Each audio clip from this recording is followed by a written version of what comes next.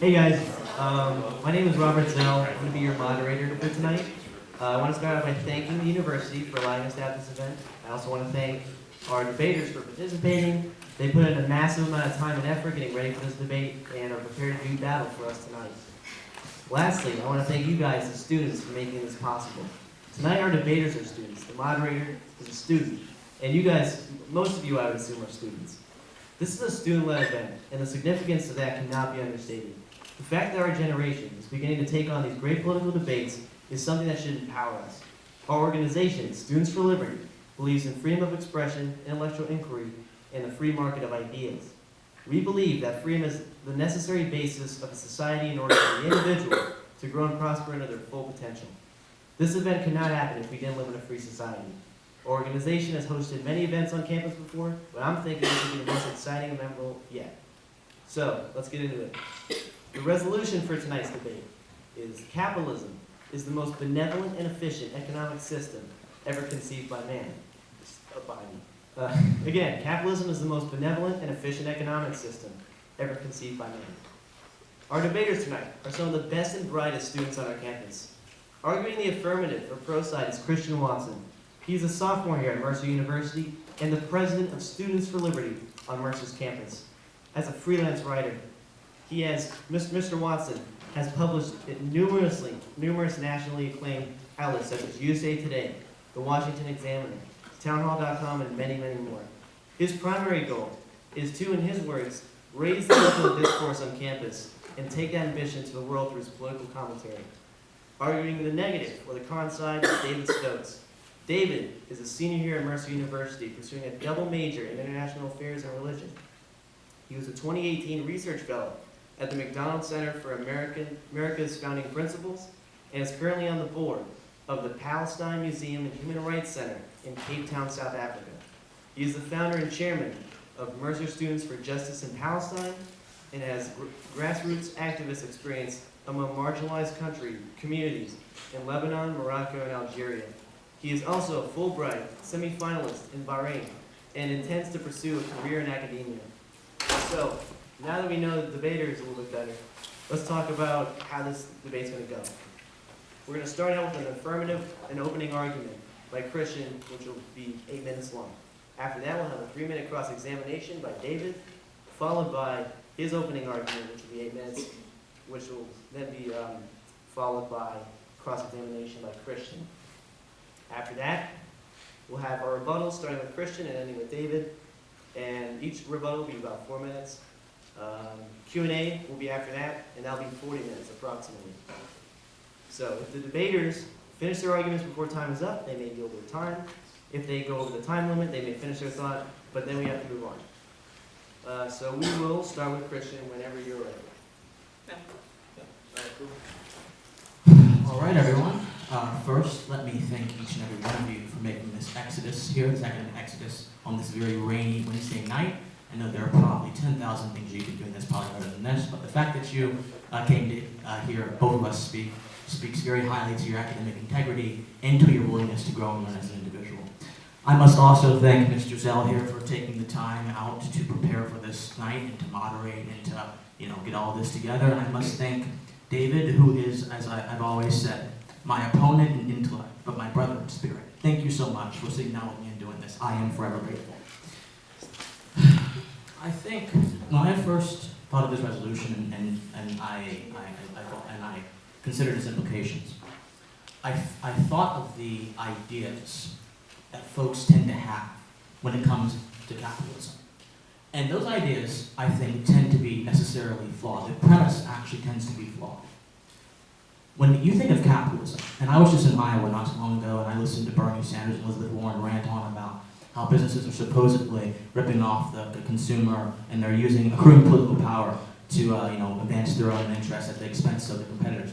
And they call that a crisis of capitalism. In fact, Cornel West, who's an academic and one of the most actually renowned academic socialists in America, calls this a sort of a crisis of dignity that capitalism permits for. But what I want to start with in this debate, what I noticed in their critiques, they are almost always never critiquing capitalism itself. In fact, it's quite interesting. They are critiquing an inversion, a perversion perhaps, of the capitalistic mindset and the capitalistic framework, which has been permitted to flourish in society by and through government intervention. We call this perversion crony capitalism. So essentially, for those of you who don't know, crony capitalism is any action, so to speak, in which the government gets itself involved in voluntary exchanges between individuals with actual capitalism, and perverts them and directs them towards towards someone else's advantage. Whereas in a capitalistic system, folks actually engage in voluntary exchanges, and the advantage is to he or she who produces the best product. When you hear a critique of capitalism, when you hear a critique of monopolies, when you hear a critique of inequality, when you hear a critique of anything that would appear to be intrinsic to the capitalist system, you are instead hearing a critique of crony capitalism. You are never, ever, very rarely hearing a critique of actual capitalism as it was conceptualized, as it was thought of, and as it has been actualized and materialized in various different instances across the world throughout the history of the world.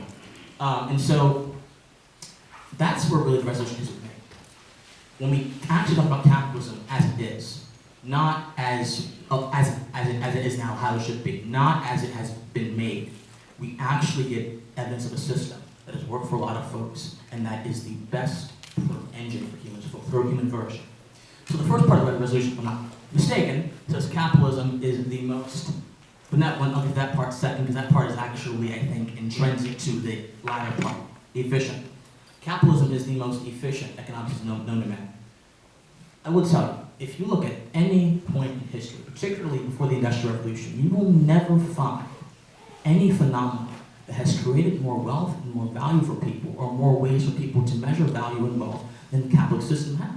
In fact, if you look at before the Industrial Revolution, what you will see centuries upon centuries upon centuries of abject poverty. Not just poverty of materials, because that's precisely what actually Marx was concerned about, but you see a sort of spiritual poverty, a poverty that manifests in different ways, a poverty that manifests in the form of hostility between groups because one has something one doesn't have, a poverty that manifests in the form of control over certain products or certain resources because one has that product and one does not have the product in such abundance. You see an attempt to control and manufacture human aims and human goals towards certain ends. And this is what's understood these days as the command economy. And in these systems, you have always seen the natural concept of scarcity take over. You have always seen that even though indeed these systems where tyrants go in and they command folks to produce things, whether it be the kings in England, whether it be even the colonists, before they went up against King George and overthrew him, and when the capitalist revolution actually happened, which I'll get to in a moment, you will always see a drought, a sort of misuse in human energy and human potential. But the moment individuals were given the tools to actually do what they wanted to do, to create value in their own ways, and to create value in between people, not in between institutions, that is when you have seen the glory of the capitalist system. So I would challenge anyone, and including Mr. Stokes, to produce to me a single system prior to the Industrial Revolution which has created as much value, the capacity to create value, not just value in the material sense, but also in the sense of being able to have property and being able to use that property to accrue value as well. And has created the most community enrichment than capitalism has. You will find none, but it does not exist. And so, and even if you look at today, even though I'm going to argue that a lot of our capitalist system today is not necessarily capitalism in its pure form, you see a lot of aspects of capitalism, indeed, in today's economy. I mean, you see voluntary exchanges. In fact, the fact that I'm here at Mercer is a voluntary exchange. I decided that I was going to purchase the services of the university to cultivate my standing as an individual. I decided that I was going to get educated, and that's a value to me, and I use that value in my exchange, and therefore I'm here. That is a capitalistic construct. That is a construct that may not have been invented by capitalism, but only came into being because of the advent of the capitalistic system. You even see this in whenever you go to the grocery store. You are trying to get value. The value is obviously the food or whatever you need, and the person who's providing the food gets value from your service, so on and so forth. So even in today's very muddled, very perhaps even poisonous, perhaps even disturbed, warped, necromantic idea of what capitalism actually is, you are seeing, I think, you're seeing the fruits of capitalism come forth.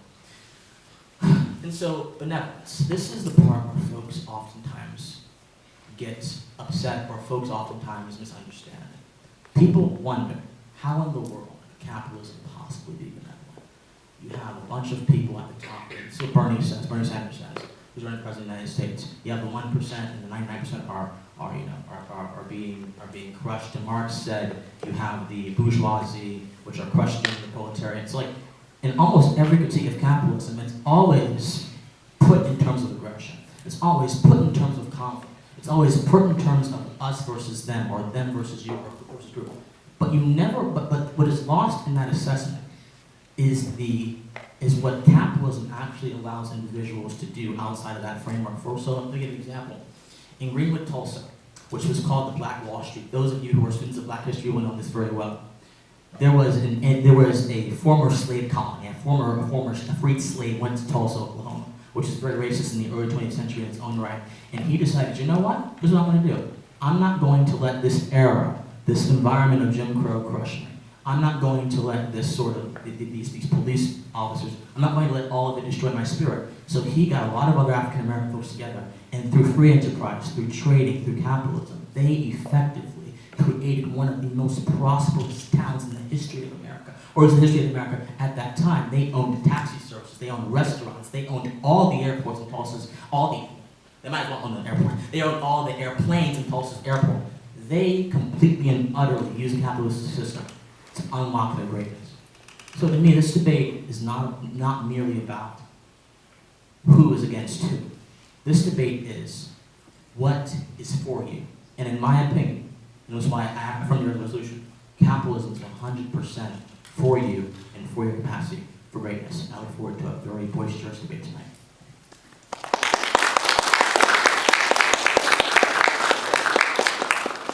Now we're going to do a cross-examination. Thank you. So, Christian, I do have several questions for you based on your opening statements. You gave us a lot of information about what you think crony capitalism is, but I didn't really pin down a definition of what true capitalism is. Just a clarification for me and for the audience. How do you define capitalism in its truest, purest sense? So just so if it wasn't clear, you guys could insinuate, true capitalism is any unfettered exchange of goods, services, or values. Goods, services, or values between consenting parties. That's what true capitalism is. Now, of course, there are more material sort of implications to that. Of course, there are more things that manifest upon that principle, but that is the basis, that is the foundation of the principle. Not the entire principle, but the foundation of the principle. In that case, I would wonder then what distinguishes the modern capitalist system based on, as you say, unfair exchange between consenting parties from the market as it has always existed. It seems to me, historically speaking, any time a human society or humans have existed in society together, there has been a medium of exchange of goods and goods, either through bartering or through fiat currency. More recently, in historical memory, there's always been exchange between different parties. But you seem to want to distinguish capitalism as it exists today from previous historical systems. But it seems to me that a market has always existed since societies have existed. So what distinguishes capitalism from the markets that has pre-existed most societies?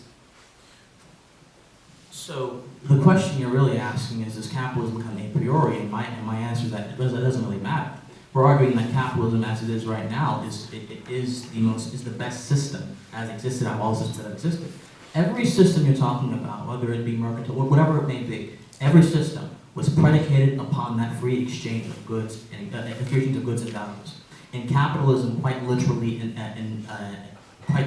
embodies the highest order of those previous systems. But you ask, how is capitalism today different than the concept of market exchange in general? I tell you, there's regulations. So the government's like, if you look at 2008, the government quite literally bailed out banks who they enabled and allowed to jack down home prices, and people who bought homes couldn't afford them, which caused the housing crisis. You have numerous other things. You have price controls in various areas. You have rent controls in various areas, which hurt producers. I mean, there are an innumerable amount of ways in which the current government, the current system is absolutely antithetical to the spirit of capitalism. I wouldn't have time to list them now.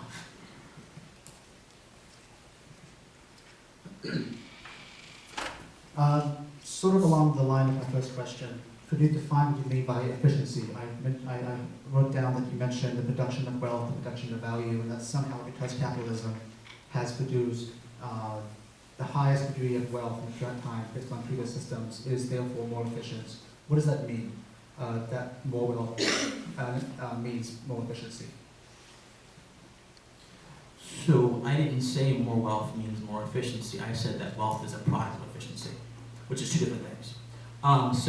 But I think that wealth is certainly an indicator of how good the efficiency is. Because you need, for every input, you need an output. For every standard, you need an opposite standard. For darkness, you need light. For heaven, you need hell, right? For goodness, you need bad.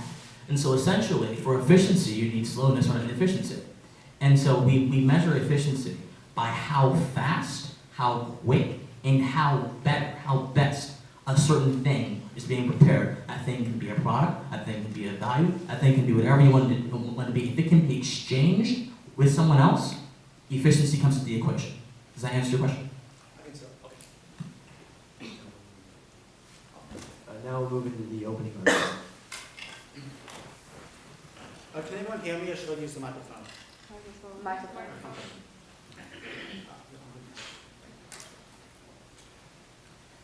So the Italian Marxist Antonio Gramsci basically said that intellectuals and debate between intellectuals form a really important part of the struggle between workers and the capitalist class. And basically the class struggle is reduced down to a struggle of ideas. And so in the spirit of the struggle between ideas, I am very gracious for Christian Watson as a competing intellectual, whom I respect very greatly, and I respect the audience, and thank you for coming here tonight to engage in a very thriving intellectual conversation. And I hope that your intellectual drive is furthered by tonight's discussion. I recognize that the task before me tonight is not the easiest task in the world. Like many of you, I've lived my entire life in a capitalist society, and to me, or at least to many of you, and it did to me until recently, the virtues of capitalism seem almost self-evident. To many of you, capitalism may seem as the inevitable conclusion of human development, or the end of history, as Francis Fukuyama might say, and as Christian Watson in his opening statements alluded to, that capitalism is somehow the pinnacle of human development, and we are basically at the end of history, as I said. And yet, here I am tonight to dispel three major myths of capitalism, and to demonstrate on capitalism's own terms that capitalism cannot fulfill the promises that capitalism promises to fulfill, and that it actually does not lead to the free expression of the individual and the free development of the individual.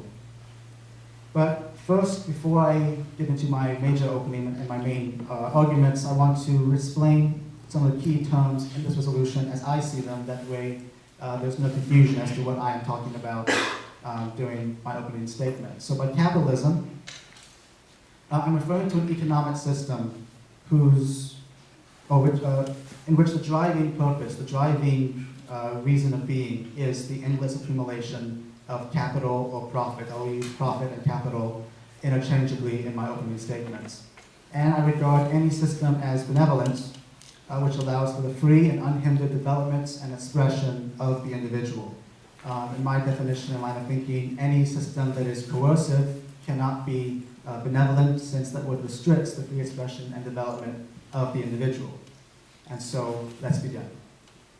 The first myth that I want to discuss is that capitalists often claim that their economic system is the only economic system that can fairly compensate workers for their labor. They say that wages are determined by the markets, and thus that wages are a fair and accurate reflection of the value added by labor to the markets. And this is simply not true, in my opinion. The value added by labor to a commodity or to a product is always less than the wage the worker receives, and the reason is quite simple. The value of the owner of the business, the capitalist, must always make a profit. But if you look at the way products are created, the only creation of value in the production system is the worker who changes raw materials into a commodity.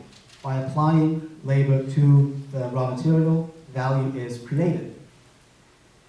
And so the profit is the difference between the wage given the worker and the actual value of the work. Most production lines, every production line has a capitalist who buys raw materials, hands it over to a worker, the worker changes that material into something valuable, adds value to the material, and then the capitalist sells that final product for profit. And this profit, as I said, is the difference between the wage of the worker and the actual value of the work that she contributed. And so the worker in this case is not fairly compensated and can never be fairly compensated. They are exploited.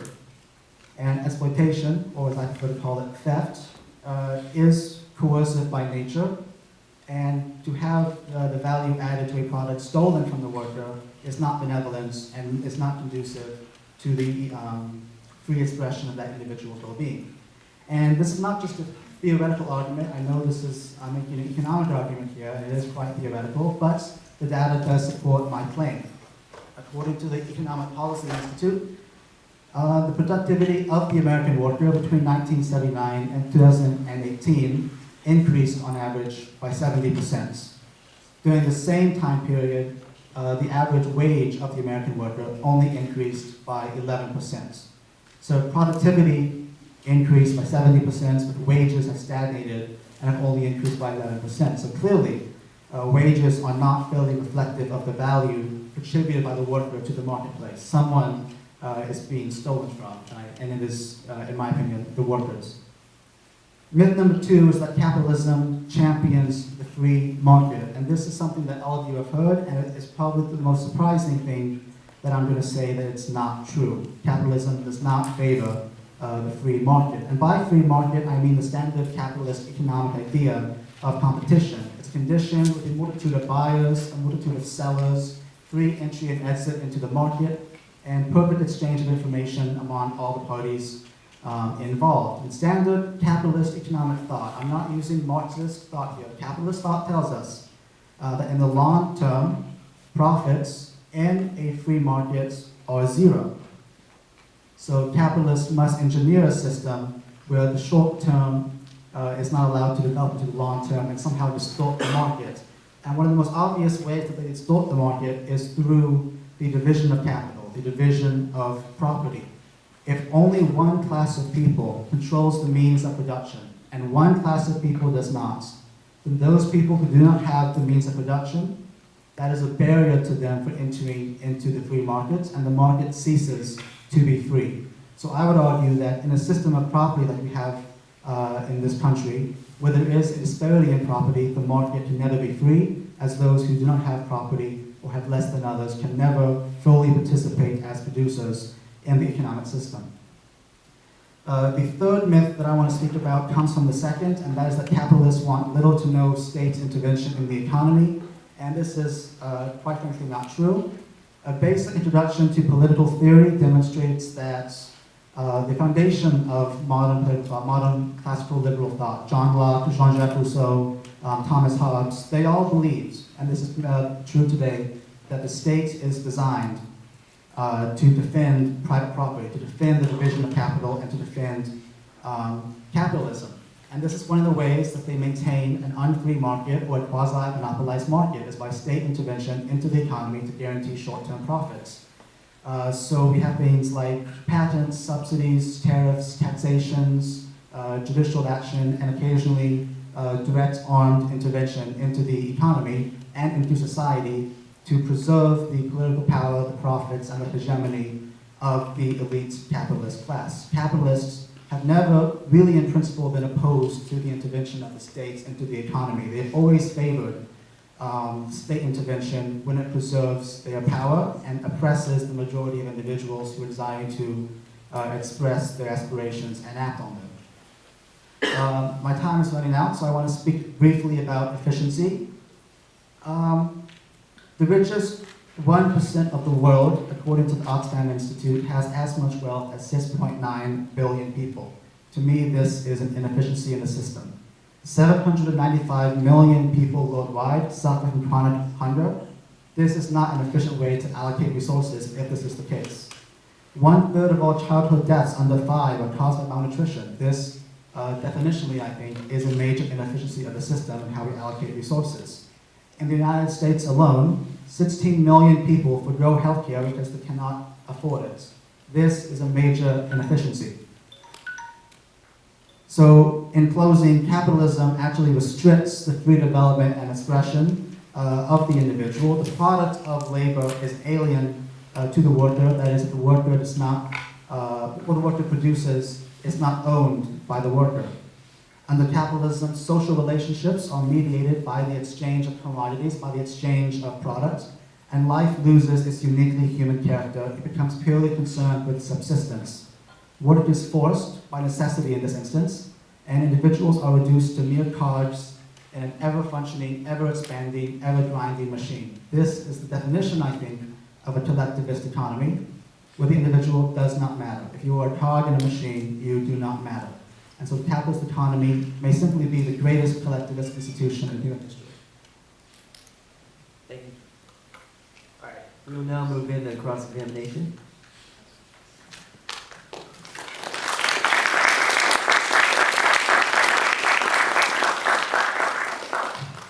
So, what is ownership? What is ownership? Are you talking about ownership, or are you talking about property?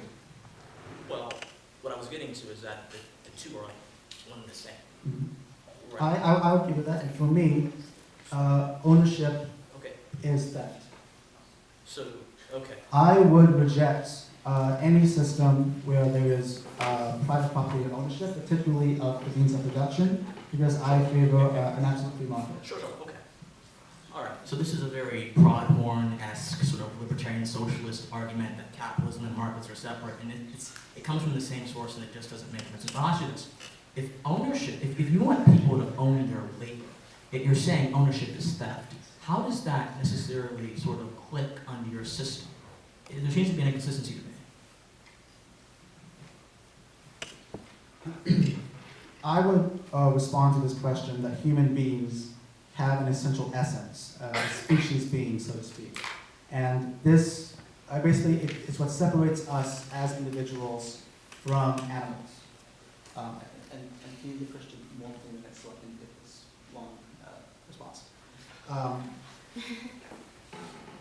Because humans have an essence, and this essence is work, we are separated by individuals, we're separated from animals by our proclivity to work. Not just to work for profit, to work for other means, or to work for wages, or working for subsistence. Work as an inherently creative process. And so I envision a system in which work is done purely for creative means. Any work done for subsistence, or for literature, or for any sort of necessity is forced and compelled. What I'm By whom? by whom? Yes, who's forcing or compelling me to get food for myself, other than myself? There is a difference between subsistence and creative work. Of course, we share in common with animals and species being of working and producing for ourselves and for nutrition. I'm not going to entertain a notion or advance a notion that we don't need to work for our nutrition, for our energy, etc. But animals do that as well. And I would argue that Are we not animals? we are animals, but we are distinct from animals. Yes. We have an essence which is We have intelligent. We have reason, yes. But I don't think that reason. I think that let me back up a little bit. Work is the product of our reason and ought to be creative. If we are working to suit our animal needs, if we are working to meet the basic needs of energy and substance, then we're not using our reason in that case. Now, we can use reason to maximize that sort of economic production to meet our basic needs. But I believe in creation for creation's sake, and I believe that's what sets apart humans from animals. And so my major problem with capitalism really is that it forces individuals to work for the animal primal needs. It prohibits workers because they don't actually own what they produce. They're not actually being able to own that and rise beyond this. They're not receiving the fair value for their contributions and not able to use their productions for creative work. They're using their work on behalf of someone else and receiving only a very small portion from it. So I think I just heard you say that our reason would tell us not to work for subsistence. And if you accept the maxim, I'm not sure if you do, that every individual is motivated by their self-interest, then when something as basic and primal as getting food or water or drink or whatever necessarily be a priori come before our reasoning has to come into the equation. Now, if our reasoning does come into the equation, wouldn't it necessarily mean that our reasoning would compel us to, well, live naturally? Of course, you have to be alive to express yourself as an individual and to express your reason. But there is more to feeding yourself and getting through the basic necessities of life than, there's more to life than simply working for a subsistence wage, working to feed yourself, working to simply provide for yourself. Humans, I believe, are called to a higher purpose beyond this, to utilize our reason for reason's sake, to engage in productive, creative work. This is what gives humans meaning, not meeting our animal needs, and not being completely restrained and enslaved to our desires, to allow reason to overcome our animal needs, and to do something truly creative. Does that make sense?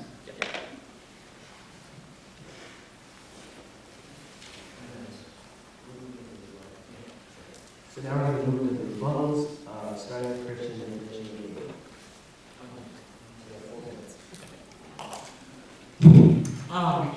So I must say that was a brilliant exercise. Really, I haven't really heard a better exercise than that myself. And I think that there are even beyond, there are some very important things to consider. The idea of essence. Aristotle would say that the thing that distinguishes the human being between the animal would be the reason which is located in our consciousness, right? And the spiritualists would say that we are actively trying to engage and lift our consciousness through enlightened frequencies. And so I think there's a very good point to that.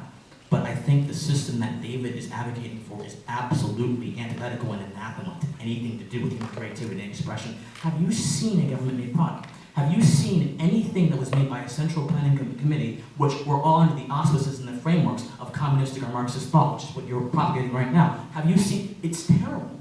And the problem with that is, they always run out of resources because they never produce resources.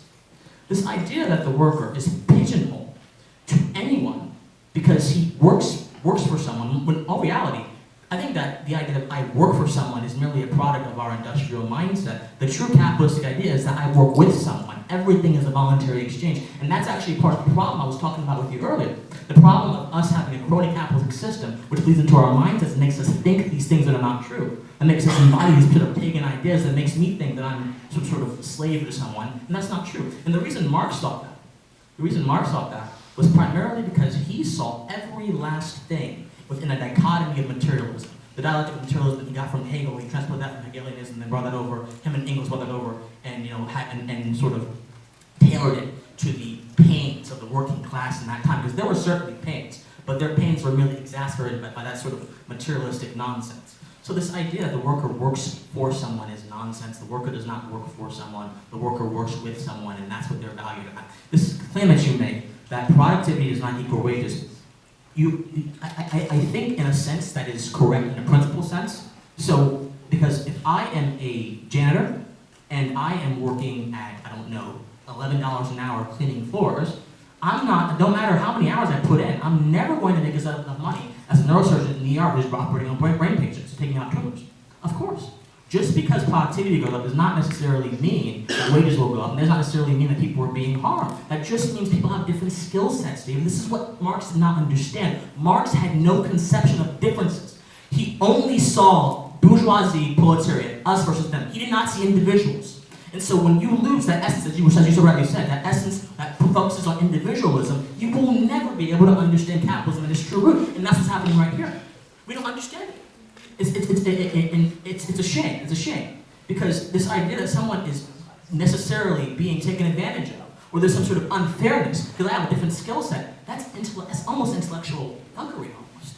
It's the same idea that Marx used to rouse up the masses, thinking that the limit is rouse the masses against people, some folks who were very, very nefarious, the Tsar in Russia was very nefarious, all very nefarious, but they provided the wrong solution. And so I believe you went on to say something about how creativity, or what have you, is not provided for in the capitalist system because you work for someone. Again, I think I've kind of handled that idea. You work with someone, not for someone. You may have a supervisor, you may have a boss, but that's so that the process can go smooth. And guess what? In the capitalist system, ideally, if you do a good enough job, and if you get more skill, you'll eventually be the boss yourself. So it's not a caste system or anything like that. But have you seen the esports industry, which is largely unregulated? In fact, Josh Holloway, I forgot what state he represents, he is largely calling for it regulated. The esports industry is a $1 billion industry. And you know where it comes from? It comes from 14-year-old kids who decide to play a game and decide to make a profit off of it. Creative expression is quite alive, even in our corrupted capitalist system right now, our crony capitalist system. And guess what? If we embrace the spiritual truth of a pure capitalist system, then I promise you it would unleash even more. But it's already alive. That's prima facie, that's evident, and I think that it would do both of us good to recognize that. Thank you.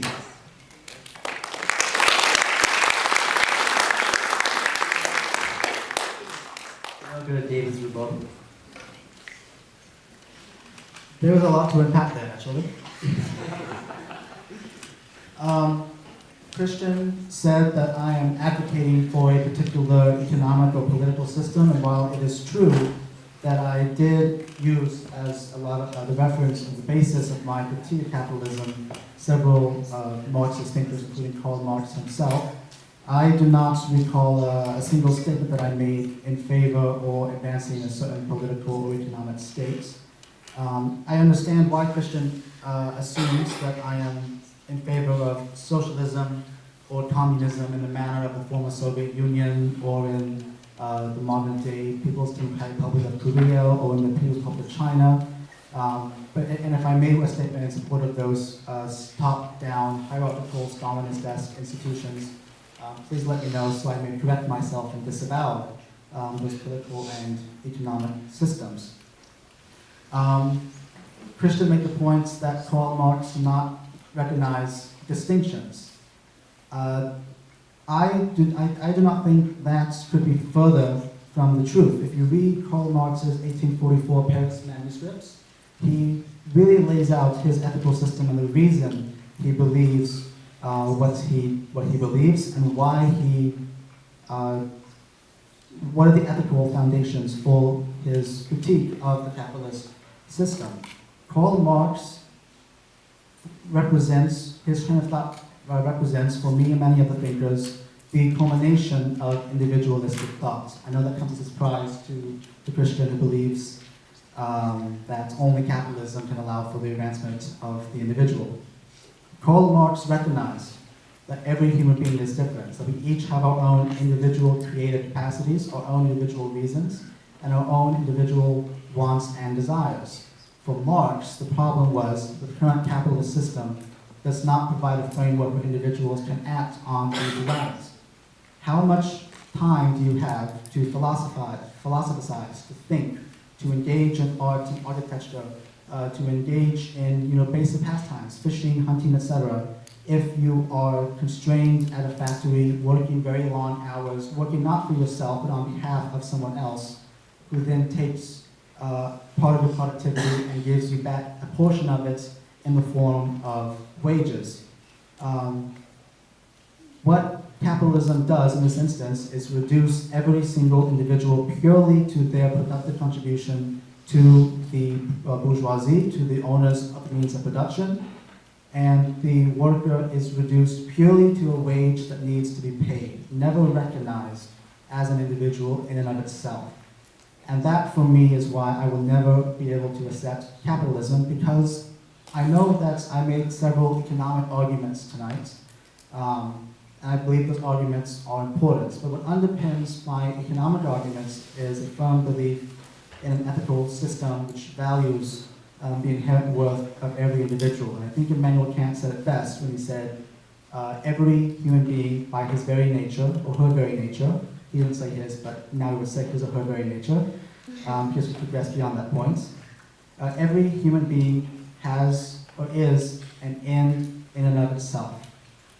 And any system that treats human beings simply as a means to an end outside of that person, that is an unethical system, and denying that person individuality and free existence beyond that other end. I fail to see how capitalism does not treat individuals simply as means to an end, as means to profit. On that note, I will yield to questions from the audience, and I anticipate many answering questions.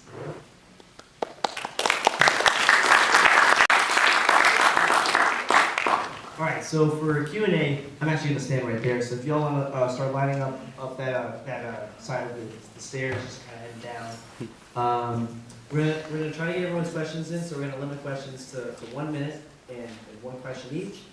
You have a minute to formulate that question, and now we'll have you wrap it up or whatever. But yeah, I'll be holding the mic for you guys.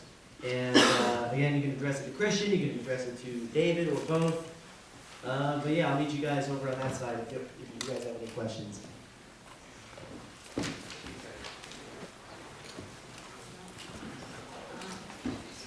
Good job, guys.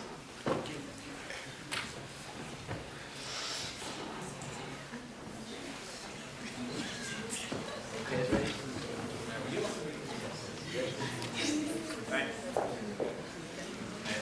So my first question is to Christian. You make clear in your opening statement that the foundation of your argument rests on a distinction between capitalism and crony capitalism. And you make clear that your distinction rests on capitalism really being an unencumbered, free exchange, voluntary exchange of materials and transactions, and crony capitalism being the government obstruction of that. As Mr. Stokes pointed out, inherently the state is necessary for capitalism to work because the state is necessary to protect private property. Additionally to that, Adam Smith, the father of capitalism, noted that in the disputes between labor and disputes of what he called masters, or what we might now call people with wealth, the law tends to side on the favor of people with wealth. So I want to understand, I want to resolve this tension in that how do you guarantee, as we've seen, wealth's tendency to encroach on the markets, to make them more unfair, for wealth to try and influence the government to make the system work more in its favor? And if you suggest intervening to stop that through regulations to prevent what you call, crony capitalism, or preventing the effects of people with this wealth, how is that intervention not then also a form of crony capitalism where the government's getting involved? So let me make something incredibly clear before I even answer this question. No amount or form of government regulation in the market is ever acceptable. Period. None, zilch, ever. So, now we got that out of the way. I think first of all, there are a lot of things unpacked with that question. First of all, I think that the sort of argument from authority, Adam Smith said it, therefore it must be. Adam Smith was a brilliant guy. Wealth and Nations is one of the most brilliant political treatises I've read in my life. But guess what? He also endorsed labor theory of value as well. Adam Smith is not a god. He is not inviolable. No man or human is inviolable, and he was not the father of capitalism. He simply articulated a capitalistic vision in part, in a way better than the folks before him did, and folks that came after him did it better than him. So we kept building on that foundation. So I'm not entirely sure why Smith's word should be treated as gospel truth. It should not. Smith is a man like anyone else who happened to be well-learned, well-studied, and that's it. So I'm not going to bow before the altar of Adam Smith and sing praises to him and do the rights or whatever. Adam Smith was a man who died a long time ago, brilliant, but there have been folks who have done things better than him. And so you asked about crony capitalism, correct? So I think your idea of wealth is very wrong, definitionally incorrect.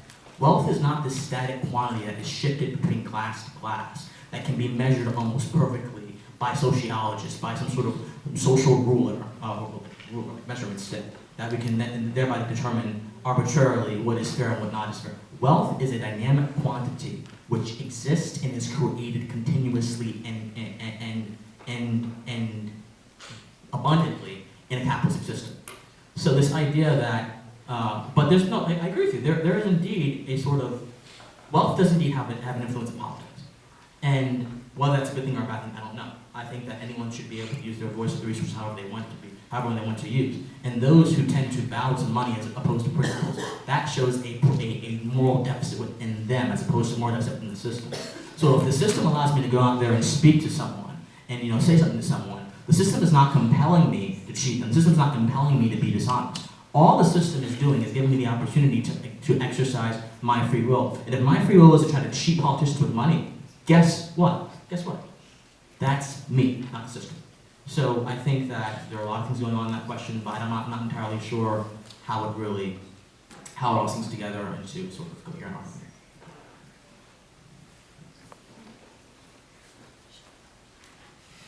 So my question is for David, and if I was a participant in this debate, it might be considered somewhat of an abusive question, but I'm not, so I'm going to ask it.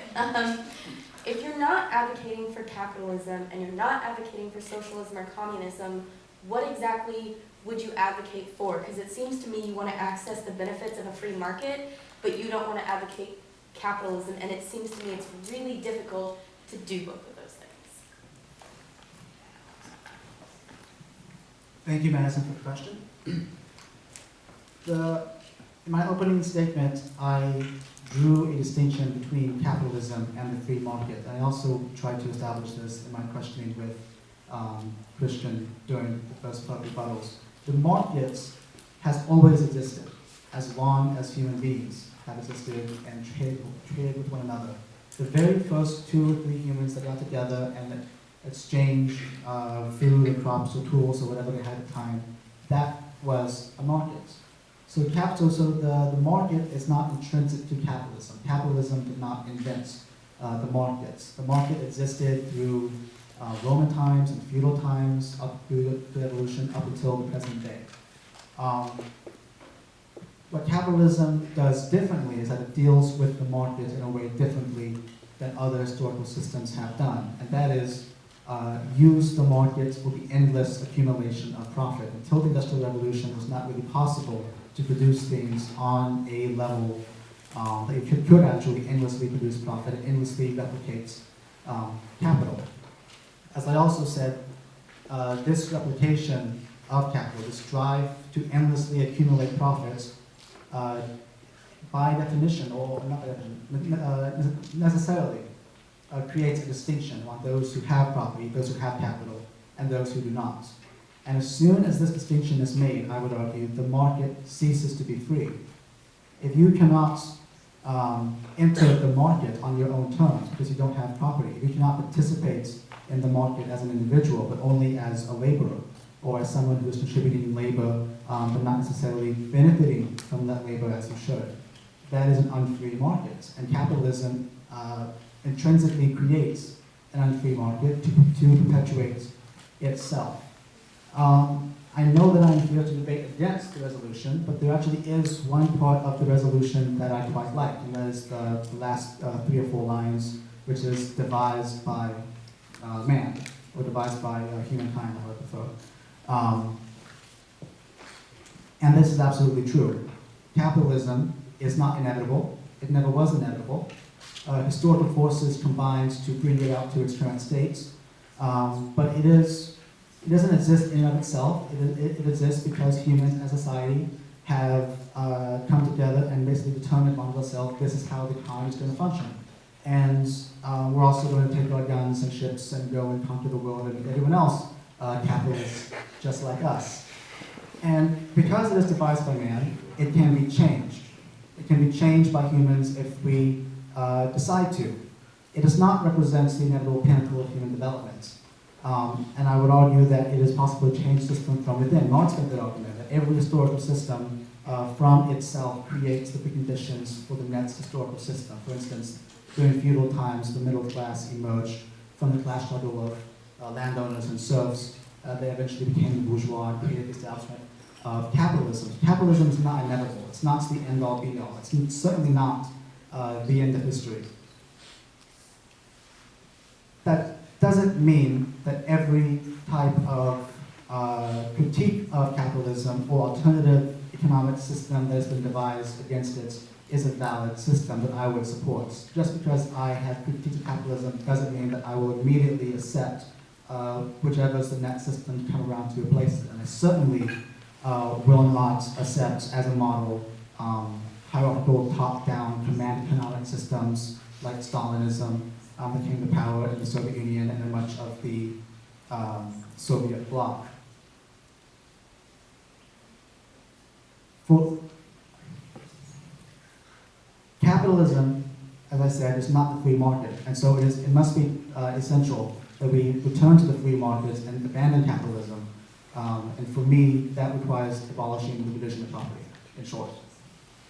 If I might respond a little bit, of course. So I just wanted to make exceptionally clear the historical record, show this, everyone else show this. A market existed back in those days of Rome, back in those days of almost, not prehistory, but ancient times, right? A market existed back when the colonialists were around. A market.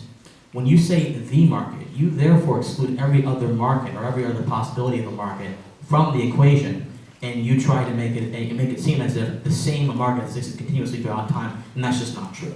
So I just want to make it clear that a market existed. The free market is really a new advent of 21st century, or 20th century, so to speak, 20th, late 19th century, and that should really be acknowledged for what it is.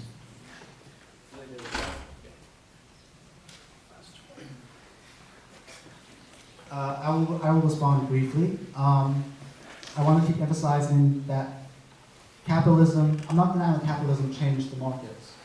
And I actually said that when I said that capitalism changed the markets and made its purpose the endless accumulation of capital or profit. And so I'm not saying that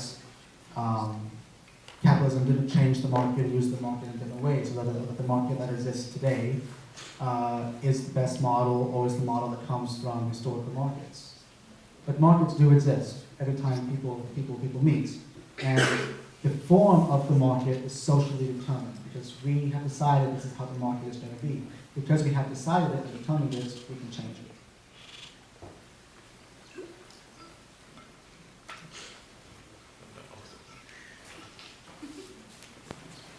I'm sorry, maybe I missed this part, but main point of your argument, Mr. David, was that capitalism creates like a wealth gap to where there's people that enter the market as just laborers, but how would there be a system that would prevent people from entering the market as just labor?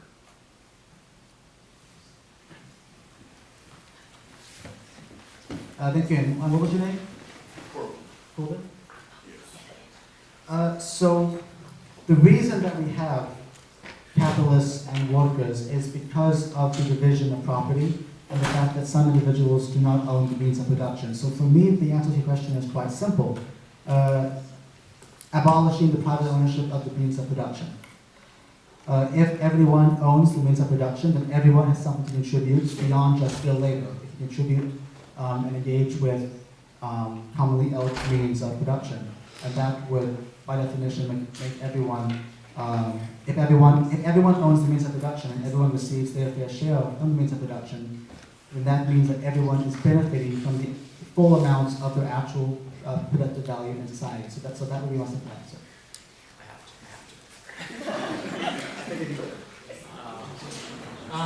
So again, this is a basic Marxian axiom, definitely not an axiom, basic Marxian principle. And really, I mean, number one, you have to define what fair share means. Number two, you have to account for scarcity, which Marx never does, which will perhaps interrupt your ability to have a quote-unquote fair share.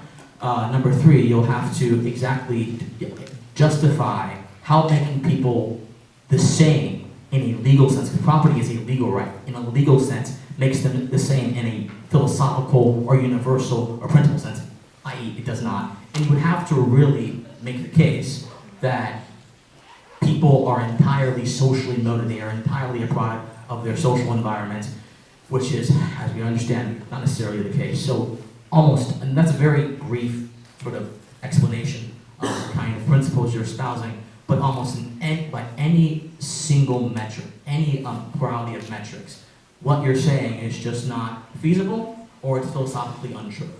So, I mean,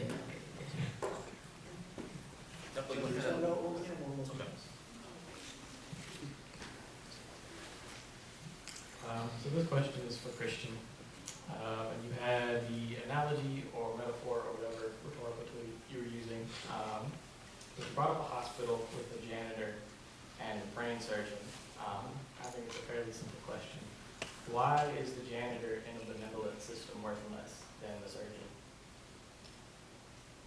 he's not. But you said that at some point in the analogy, you acknowledged that he was making less because his work was less. So let me pose a question to you, my friend. Is someone's worth determined?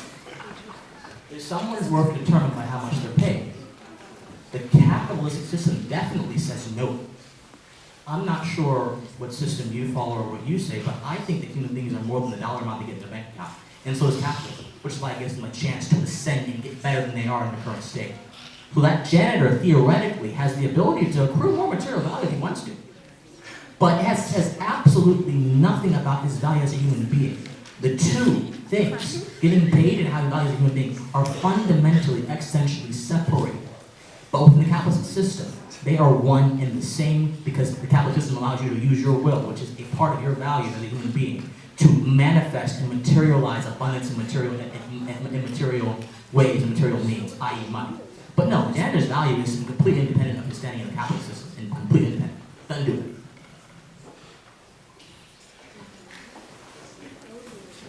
So this question is also for Christian, and I feel like it's partly more of a clarification as to me maybe misunderstanding. But I know that you were arguing in favor of capitalism being benevolent and efficient, right? Yes. But you also, at the beginning, were talking about crony capitalism, and you're not arguing in favor of crony capitalism. Did I understand that correctly? Okay. So then, in that sense, it seems to me, and maybe it's just me not being ignorant or not knowing, but as far as I know, there are no examples, or there's no existence of pure capitalism. Like, there's no country that is 100% purely capitalist.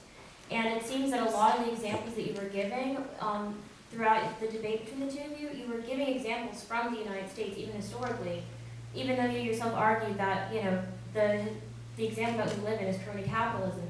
So I guess my question is, it seems as though you're going throughout history, picking good examples from crony capitalism, saying these are the benefits of capitalism, but then saying, but also all the bad stuff, because then you also named like inequality and everything else at the beginning, and you're saying, well, all that bad stuff is crony capitalism. That's not what I'm arguing for. All the good stuff is pure capitalism. That is what I'm arguing for. So if you could clarify that for me. Sure, I would love to. So when I mentioned inequality and things of that sort, I was mentioning them in the sense of them being used as rhetorical critiques against capitalism. I will be on the record, I don't really care who doesn't like it. I think inequality is one of the best things that we have as human beings.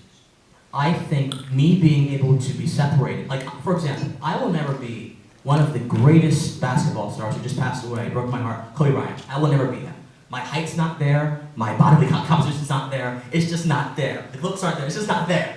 But I have my own value in my own way, which allows me to be uniquely myself, and that's what the capitalist system enhances and reflects. So I don't have to be like Jamal, like Kobe, or like Barack, like anyone else. I can be Christian Watson, I can be just as good right here, in my own skin, in my own space, in my own time, as anyone else would be. That's why I think capitalist system is one of the best systems ever. But yeah, and also to clarify about the sort of the other stuff you mentioned about the I did indeed mention the crony capitalism and examples. So I'm not necessarily called to give you a material example of capitalism completely 100% working. I'm not called to do that because this is a conceptual debate.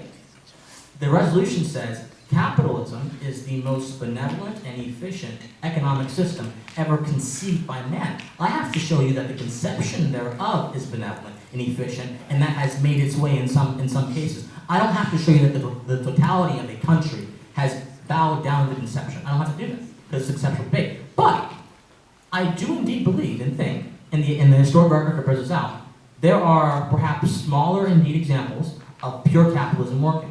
Greenwood, Tulsa, again, Black Wall Street. This was perhaps one of the most successful African American settlements in the history of the country, in that point in time. This was a slave colony. And it quite literally had zero regulations, had tax services, had airplanes, had everything, restaurants, everything. Of course, it was burnt down by a bunch of arsonists who didn't really believe in the capitalistic individualist model, but that's their fault. That's their issue. The system worked perfectly for those freed slaves in that period of time. And so, on smaller levels, or not even smaller, but on more concentrated levels, you have indeed seen the evidence of capitalism, pure capitalism, being successful. For an entire country to adopt it would take a cultural shift. And these debates, in my opinion, are a part of shepherding that cultural shift to the altar and officiating it. And so, just because you haven't seen something as quite as I'm talking about on a broader level does not mean it cannot be replicated. I don't think that the entire impracticality argument, whether it be against communism or whatever, it's illogical to me. I don't care if it hasn't been done before. I want to know, can it be done? And the answer for capitalism is that 100% yes, it can emphatically be done.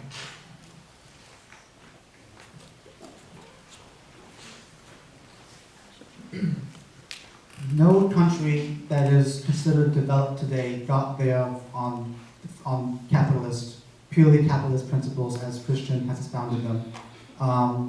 Because I disagree with the definition of capitalism, and that's maybe a lot of the reason why we don't agree tonight. The Fraser Institute, which is a libertarian think tank, has a ranking of many, I think actually every country, and evaluates them in terms of economic freedom in a way that I'm assuming Christian would find. And no country on that list has a score above 9. The highest country that is on that list is Hong Kong, which is for economic freedom in that sense. It's usually considered separate from mainland China. And Hong Kong has a rating of 8, which is not 10, I'll remind you. So no country that we consider developed or is in the OECD has gotten there by purely adopting capitalist methods. There's always been state intervention in the economy, assisted by colonialism and taking resources from other countries, and state intervention in the economy at home to protect key industries until they grow and get strong, and then flood the developing world or the global south, or the periphery, however you want to call this part of the world, with the manufactured goods and destroy local industries. These are all state interventions in the economy, and all states that are developed today have employed them, and no states that is currently considered developed has used purely capitalist means to get there.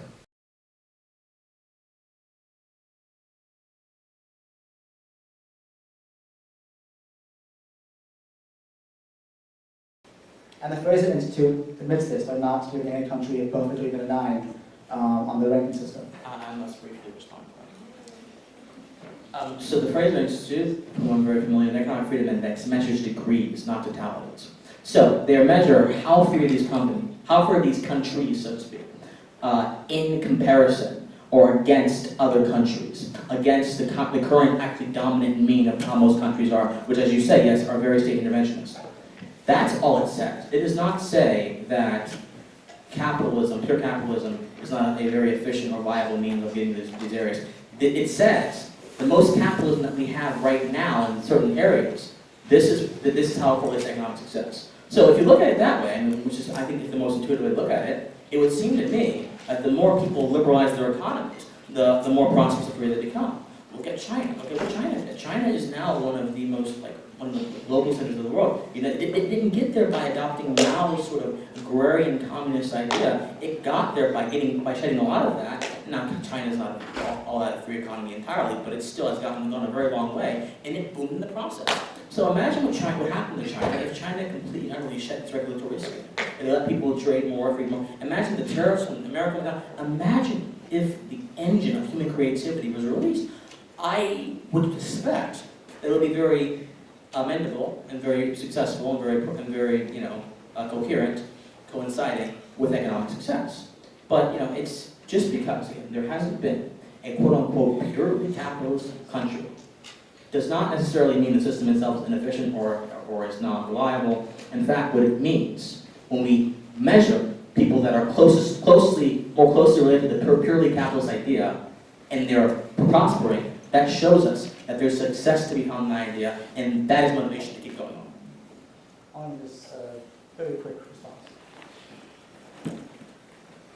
You mentioned China as a model of economic liberalism leads to greater growth and prosperity. A little bit.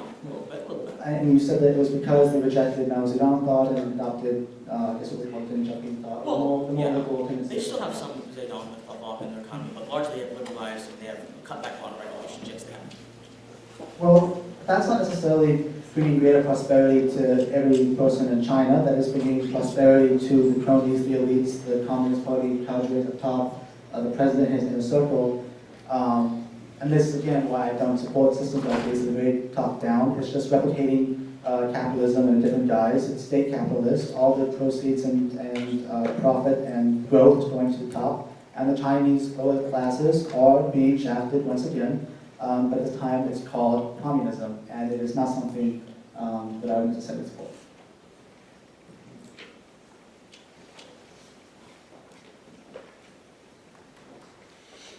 So I've got a question for you, David. So what exactly is capitalism, and how is it different than a market? Because I don't really see the difference yet. Because capitalism isn't really like a system, it's a natural default. Nobody devised it, it just happened. And it's the product of rational choices. So like, what is in existence if not capitalism?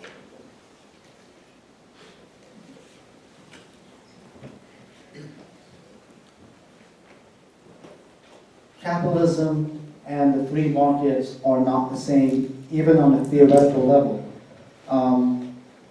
As I've said before, in the free markets, long-term profits are zero. And this is due to a variety of features, mainly because the consumer is not going to pay 1 cent more than what they know from is charging to produce the product. So that's one of the other reasons the long-term profit is zero. But yet this is what capitalists will call a free market with perfect competition. There's a sort of ideal state theorized that is not replicated in real life. That's why it's theoretical. In real life, the capitalist market, as I've said, is unfree.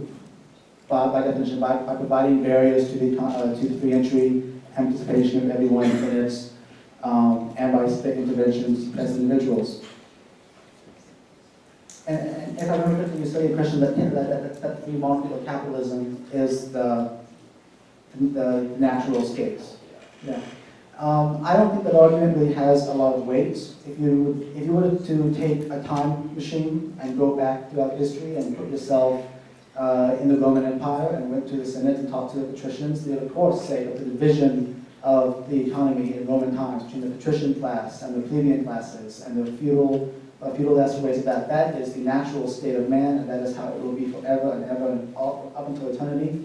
And then it wasn't. Rome collapsed, the economy and the political system went through a drastic change, and we had a new class of rulers, the feudal classes, who earned profits purely based on their ownership of land, and they oppressed the serfs, and the serfs were basically tied to the land as peasants, that the landowners would do whatever they wanted. And of course the kings and the lords and the barons and everyone in the system said that the feudal system is the natural state of man. God has decided that this is the way it's going to be. God has anointed Louis XIV as king, and he has chosen among himself his noble lords, and he has given them privileges and prerogatives, and this is the natural state of things. Until it wasn't. You had the arrival of a slave economy in many parts of the American continent, and during that time, landowners in the South who owned slaves said that, well, this is the natural state of people. There are actual distinct races, and there are intrinsic differences to these races, and the way that we have white slave owners and African slaves, that is the natural system, that's how it ought to be, and that's how it always will be, until one day it wasn't. And now we have the capitalist system. And you see these same arguments repeating themselves over history. and as you said, as people have said, capitalism represents the end of history. Every country in the world is coming to be like capitalism, and it's going to be the end of human development. And then one day we're going to wake up and we're going to find that it is not the case. The economy has gone over a major shift and has changed once again. So I would reject the notion that capitalism is a natural culmination of human development. Just very, very briefly, I just want to mention that again, beautiful rhetoric, but I think the use of similar arguments that appeal to nature, that happen to purely be used for opportunism and for the accruement of political power, i.e. the Romans, i.e. the royals, i.e. all that kind of stuff, i.e. the barons, i.e. the sort of the people who are at the top of the caste system, so to speak, should not be confused or even equated with arguments that, from an objective standpoint, use a priori reasoning to try to gauge what exactly human nature is and how the capitalist system interacts with it. So, just because someone said in the past, it justified nature to do some terrible thing in the past, does not mean every argument from nature is a bad argument. So just from a purely argumentative standpoint. But to answer your question, capitalism absolutely is the natural conclusion, I think, of human creativity. Now, that does not mean it's the end of history. In fact, that's a very Spengler-esque idea. I don't think that history necessarily has an end. I think history keeps developing and goes on and on until it doesn't. Right? But I do think that capitalism is the conclusion of our eternal search for how to find both value and how to produce value in material ways. That does not necessarily mean it's the end of history, it just means it's the end of I think, humanity's very long quest to try to make sense of the world in a more concrete way, so to speak. And, yeah. Thanks. There was a part of the question that I didn't address, and my answer to that part will also address a little bit of what Christian just said. Capitalism is not, I keep repeating myself, it's not the inevitable conclusion, and the people who made it this way, are the ruling classes of this age. The ones who control the media, the ones who control the governments, the ones who control the elite centers of power, even those who are engaged in cultural creations, all reinforce this idea of class hegemony and the current economic system. And it's designed in a way to create a false consciousness among the proletariat. This is to use Gramsci's language. So there are architects to the system, and they are the ones who are in power. And they are constructed an elaborate system of intellectuals, of pundits, of talking heads, of politicians, who are out there to convince the public that this is the way human nature ought to be. And I simply disagree with their arguments of nature, as Christian puts it. Just very, very briefly. I think that just very briefly, I want to be able to get the most out of this conversation, and I think that addressing each other's points is the best way to do that. So I'm sorry to take a little long, but this is how long-form conversation works. So, this very conspiratorial notion, which comes straight from Das Kapital, it comes straight from Marx's rhetoric. I mean, this is really nothing all that different. This conspiratorial notion that there is this grand collective hive mind within the political echelon of society that is actively prodding us to believe certain things is nonsense. If you look at the administration of power right now, you would see that. If you look at any political pundit, you would see that. If you look at anyone, individuals have differences, individual different motivations, and I think that since you have access to the information, Mr. Stokes, I think that it's more than likely. A lot of folks who are who are very educated and very intelligent have already made certain points in society, also indeed have access to this sort of information, and they would not let themselves be manipulated by some amorphous, scary, nefarious, unknown, unseen bourgeoisie that is controlling everything. And plus, that notion of anti-qualification is not really an argument at all. It's just a conspiratorial musing, which really should not be considered when we're talking about principled conversations. There's one mic.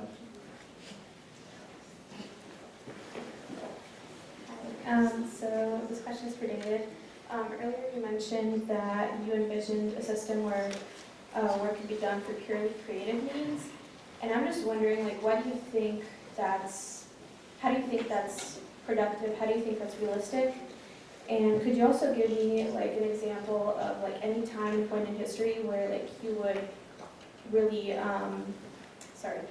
trying to word this correctly. Is there any time and point in history where you could point to a country or a place or whatever and say like that's what I would want and like that's the best thing.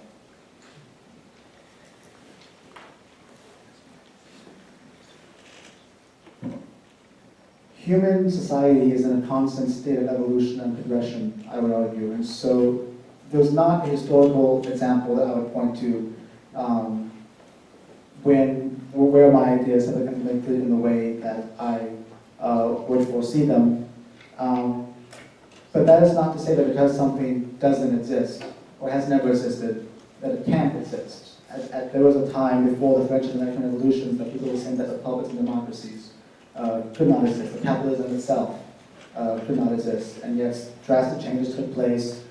People with ideas took the means of power to implement those ideas and created something that was brand new. What was the first question? It's I was asking how it could be like productive and I was asking like how would your idea of people working purely for like creative purposes, like how would that be productive and why, and like how does that make sense to you as opposed to capitalism?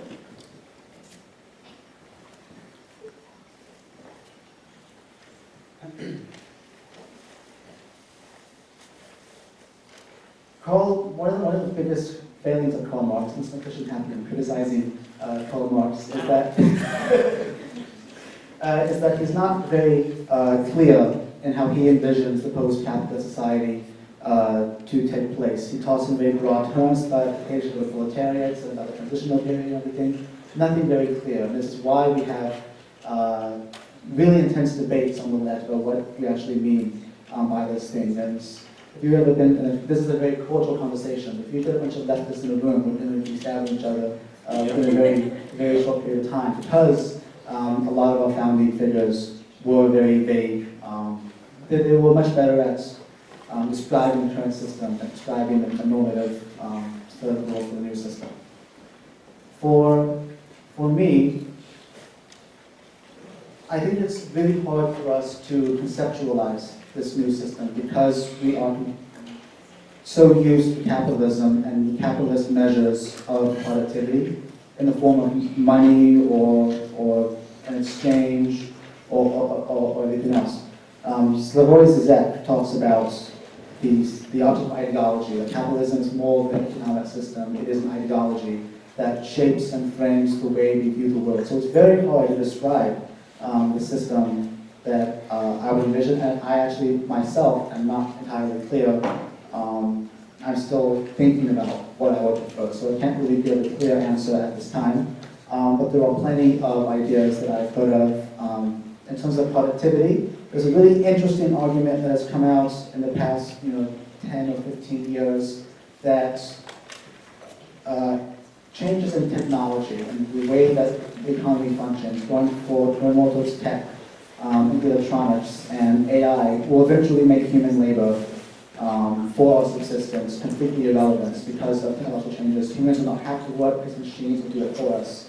I'm not necessarily sold fully on this idea. It perhaps has merit that should consider previous or more work, but I really can't give you a solid answer to your question because it hasn't been envisioned yet. Once someone makes this, then we'll be able to talk about it.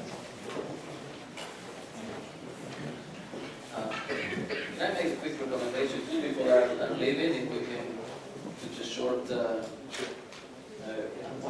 that?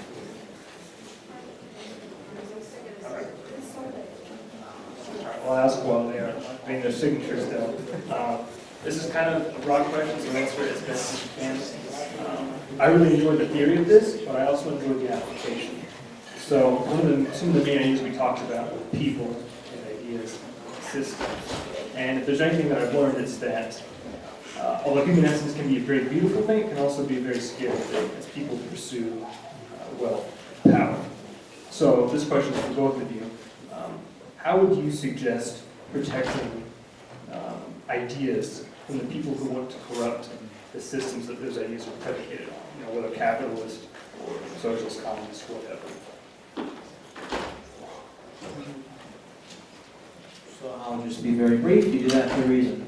So reason has been, I think, mankind's, and when I say mankind, one Women were originally included in the original definition of the word as well, so I'm not going to be politically correct for no reason. I think that reason has been mankind's foremost defense against charlatans, against tricksters, against hucksters, against folks who have tried to cheat people out of every single thing they have gained. And it's been our foremost defense against sophistry. Sophistry in the ancient Greece. Sophists were folks who would twist their arguments around and argue both sides of the issue, would actually manipulate the meaning of principles and concepts and use those to confuse the public consciousness. And then, of course, when Plato would ever get into a conversation with them about reason, they wouldn't be able to stand up. So you must use reason, which everyone in the world, everyone here in this room has, to fight against these kind of deficits of public consciousness.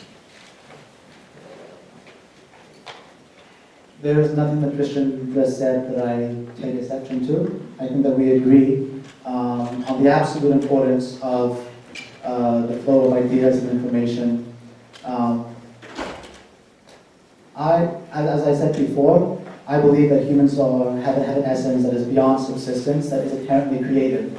It would not make any sense for me to argue that humans are inherently creative and then argue for some sort of system that wants to police or restrict or in any ways oppress human creativity. So I would agree with Christian that the use of reason and being informed and being able to think for yourself are really important to defend your ideas. That we can agree on this. Very good. Hi, so this question is for David. I attended this to hear about how capitalism is the most benevolent and efficient economic system ever created by man. I've heard you reference the free market a couple of times as something different than capitalism. I also heard you say that you disavow communism, such as the Soviet Union, but I've yet to hear you comment on the effectiveness of an economic system that capitalism is, or list a more benevolent system. I heard earlier with another question you referencing that you wouldn't know yet, it hasn't been thought up on how to implement the free society. So I guess my question is, if you're arguing that capitalism is not the most benevolent and efficient economic system ever, what would be the most benevolent and economic? Because I heard lots of dancing around the question, but I didn't hear an actual response.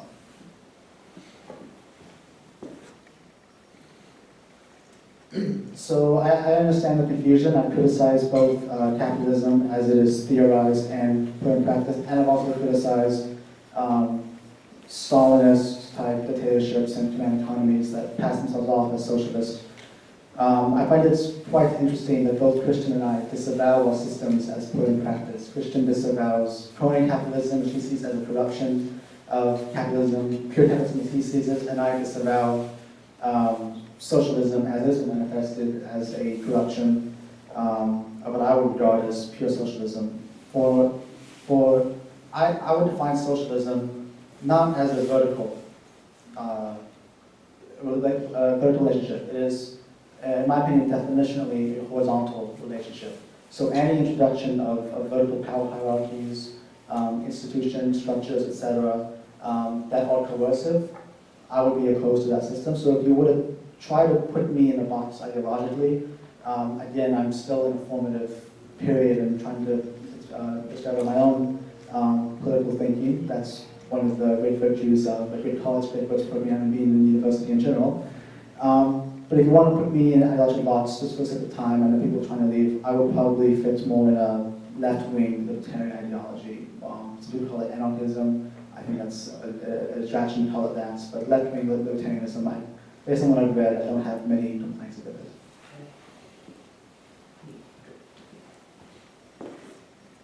Last question. I suppose it is I. Do I have to use this? Can y'all hear me? I don't really want to use this. I always embarrass myself on microphones. Okay, so my question is for Christian. And this theme has kind of been danced around, not really touched on, but a little bit. So you define true capitalism as the unfettered exchange of goods, services, and value, right? Values, values, plural. Right. Yeah. Either way, similar. I would argue that to encounter a truly unfettered exchange, we would have to regress ridiculously far perhaps even to like the time of the cave people, if that, right? So the reason being that from the beginning of society, peoples were subjugating other peoples. For example, women have historically been have consistently been subjugated by men, and the justification I often hear by capitalists is that biologically women are weaker than men, right? So, No.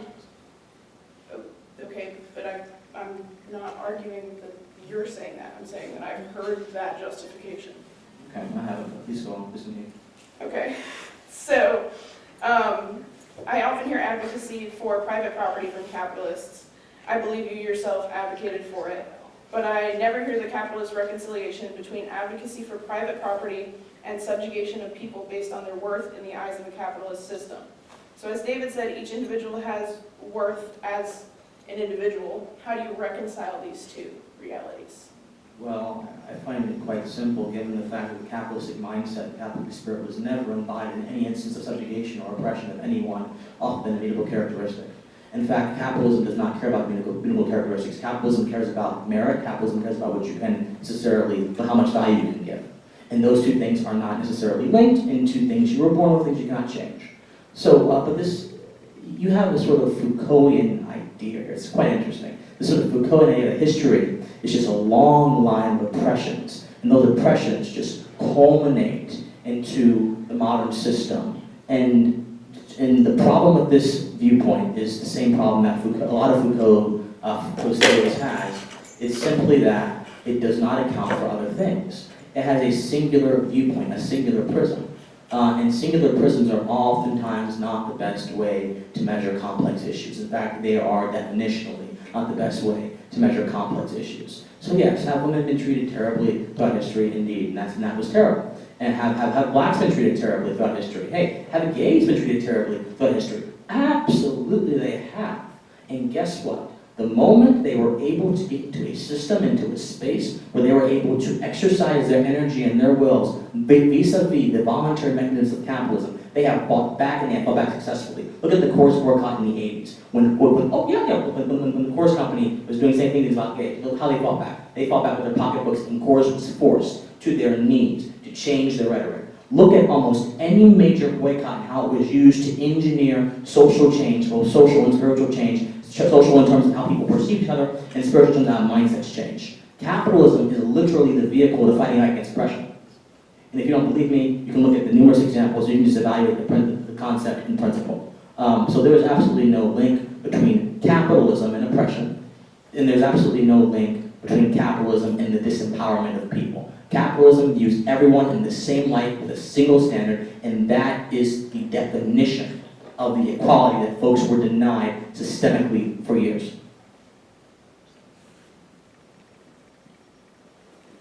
Anytime you have a small minority of people trying to force their views or their will or their way of life on a majority of people, it becomes absolutely essential for that small elite class to find a way to divide and conquer the vast majority of people they intend to subjugate. And that, I think, is exactly what has happened historically with the advent of the capitalist world economy.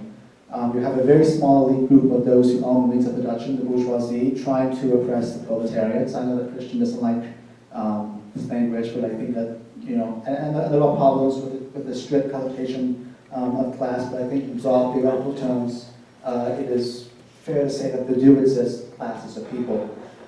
So if you are the bourgeoisie, you're trying to keep the proletariats from pulling out their pitchforks and burning your factories to the ground, you find any way you can to divide them. And that can either be gender, it can be race, it can be based on religion, it can be based on any sort of intrinsic factors or human identity, the way people define themselves. And this is why Marxists and those inspired by Marx have always been at the forefront of activism to overcome these tensions, to overcome these fake creations, these fake boundaries between people based on physical characteristics, sexual orientation, identity, race, religion, etc., and to unify people and make mass transitarian, transethnic, etc. movements. Because it is all about power and divide and rule. I'll make two quick points just to conclude. This idea that capitalism is a part of divide and conquer, the pitting of identities against each other, that makes no sense. Again, capitalism does not see identity. Capitalism sees one thing, it sees merit, it sees the value that merit produces. It does not see identity, it does not see anything immutable. It sees merit, and merit is independent of all those things. So from a conceptual level, I think you're wrong. And to suggest, I think you just suggested, seriously, I have, that Marxists have not tried to use identities or characteristics upon which are immutable to pit others against each other, when that is quite literally the apex, the foundation of the dialectical materialism that forms the foundation of Marxism, and that is quite literally how Leninism, how Stalinism, how most Marxist-inspired revolutions, whatever you feel that they are, how Marxist they are or not, most Marxist-inspired revolutions quite literally use to accumulate power. They used class warfare and conflict based off of immutable things and things that were collectively measured and not individually measured. So by your own standards, Marxists and the sort of ideology you're using are not only incorrect in their estimation of capitalism, they're also incorrect in how they have gotten the power in the past as well. So I think that we need to be as clear as possible about that. We need to recognize that Marxists are not saviors. They are in fact the sowers of this class conflict. They are in fact the creators of this paradigm of division and conflict. They are in fact the folks who view the world in this lens. Thankfully, the world does not work like this. Thankfully, classes are not things that we are divided into, that we are forever in eternal conflict at. Thankfully, the brotherhood of man exists, and thankfully, cooperation is the reason why each and every one of us decided to come in this room today and honor each other, and cooperation is the apex of capitalist system, which will allow humanity to unlock its destiny and ascend even beyond further as it has ascended already.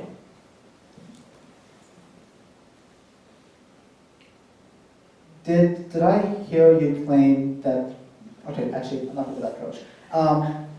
I would disagree that Marxists have used or so division based on immutable features, because class is not an immutable Well, I said feature. both immutable and things that are social. So I said both class and immutable things. Okay.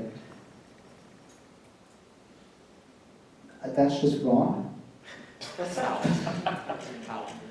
So it is true that Marx bases his view of history as a struggle between classes, but these classes are not set in stone and they change, and that is the point. And so what's the question that Mina was asking was, how does capitalism, if I understand the question correctly that you were asking, is how does capitalism contribute to the oppression of people based on their immutable intrinsic identities such as race, gender, sexual orientation, etc. Things that restricts the unfettered flow of ideas and values in some historical systems. I remain committed to my statement that Marxism has always sought to rise above these sort of immutable intrinsic differences, which don't which are not real differences between people. The only difference between people is a difference of power. And that's really what defines the class system.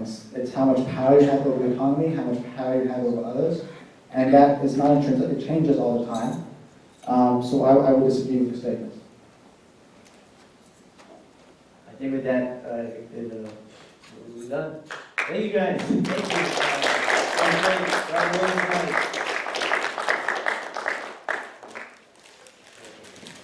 Great job, guys. Have a seat. Good job. Thank you.